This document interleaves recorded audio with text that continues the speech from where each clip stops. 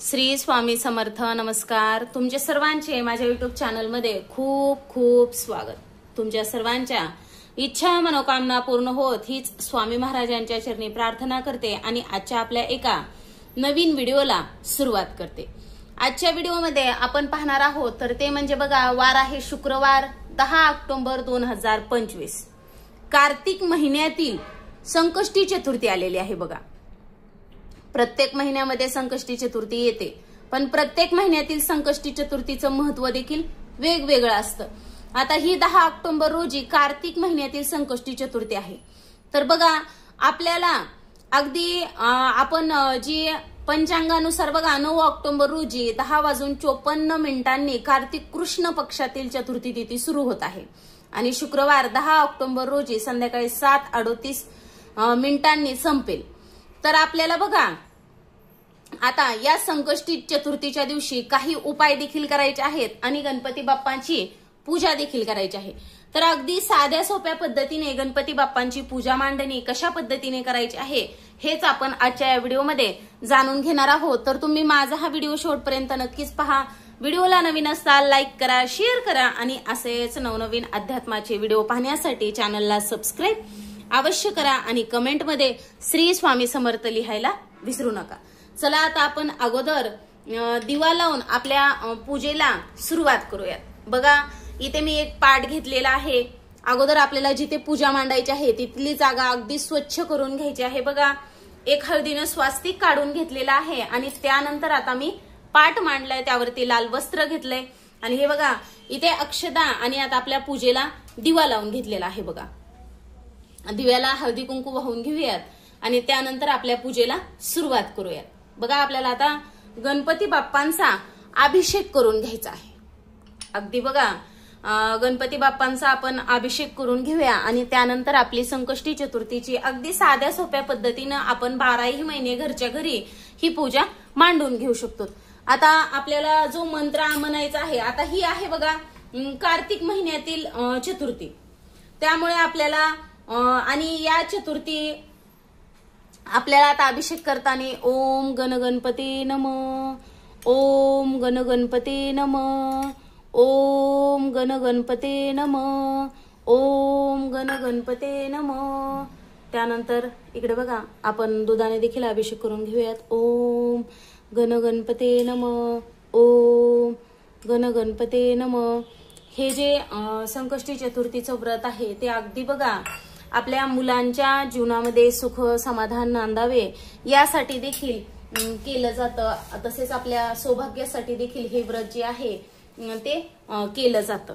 तर बघा, आपण अगोदर या पद्धतीने आपल्याला जो आहे तो अभिषेक करून घ्यायचा आहे आणि त्यानंतर आता आपण गणपती बाप्पांची मूर्ती, आता अभिषेक झालेला आहे, स्वच्छ पुसून वगैरे घेऊयात आणि आता मूर्ती आपली जी पूजा आहे ती मांडून देऊयात. आता इथे थोड्या अक्षदा घेऊयात आणि अक्षदांवरती आपण मूर्ती ठेवूयात. हे बघा, गणपती बाप्पांची मूर्ती इथे ठेवून घेतलेली आहे. त्यानंतर हार घालते, माझ्याकडे हार आहे.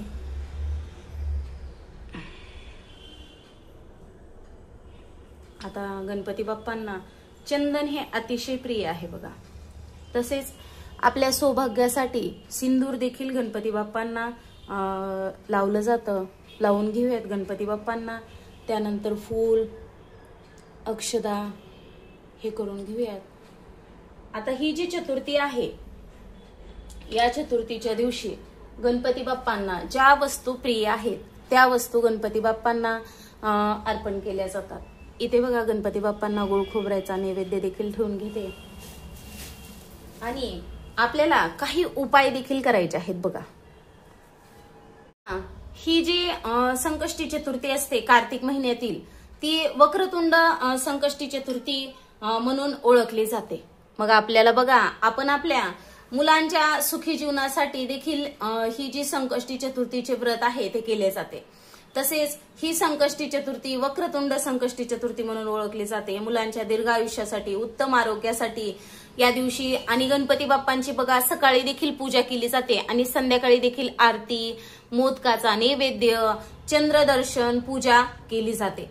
तसेच बघा गणपती बाप्पाची या दिवशी आराधना केली जाते, इच्छित फळ प्राप्ती मिळवण्यासाठी उपवास केला जातो। तसेच आता बघा आपल्याला या दिवशी आपण गणपती बाप्पांची या पद्धतीने पूजा मांडणी केल्यानंतर आपल्या घरामध्ये सुख समाधान समृद्धी आणण्यासाठी आपल्याला एक लवंग जी आहे आपण जी गणपती बाप्पाची पूजा मांडणार आहोत त्या दिव्यामध्ये टाकायची आहे।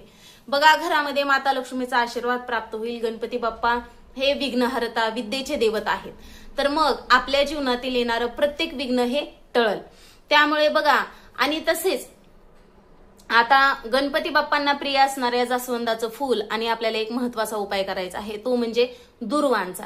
अगदी आता माझ्याकडे दुर्वा नाहीयेत म्हणून मी तुम्हाला असंच सांगते, 21 दुर्वांची जुडी आहे, ती जुडी बांधून घ्यायची आणि गणपती बाप्पांना आपल्याला अर्पण करायची आहे। त्यानंतर बघा ती जुडी अर्पण करताना आपल्याला ओम विघ्नेश्वराय नमः, ओम विघ्नेश्वराय नमः या मंत्राचे पठण 108 वेळा करायचे आहे।